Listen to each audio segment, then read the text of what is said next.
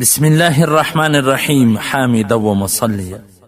محترمینو، یو محترم رور دا پوښتنه کړې ده چې زه د حج اراده لرم.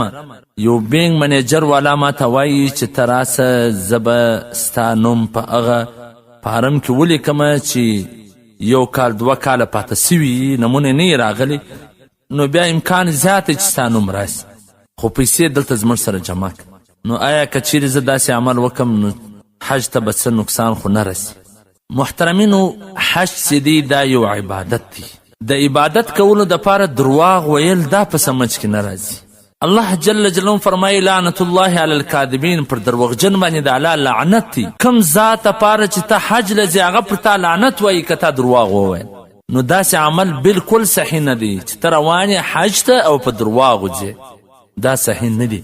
مفتی اعظم هند مفتی کفایت الله صاحب په خپله فتاوا کفایت المفتی جلد نمبر 4 صفحه نمبر 340 اغلی کړي دي چې درواغ ویل په درواغو سره کلل دا حج ته صحیح نه دی. درواغ مه وایه، ګناهګاره به نه یې. که چیرې دې کار نوم نه رالي، را روان کال به راسي.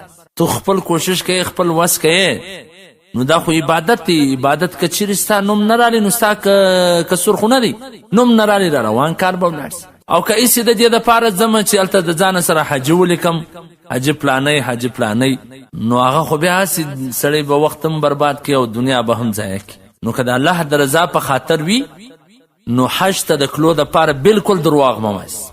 چې کومه صحیح قانوني طریقه ده په هغه طریقه سره ولاړ سي، یو لفظ درواغ ونه وایه، نو بیا به هغه حج مبرور وي.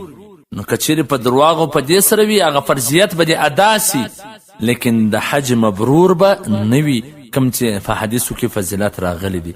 والسلام. ستاسو د دیني پوښتنو ځوابونکی مولوي عبدالرحمن سمین صاحب.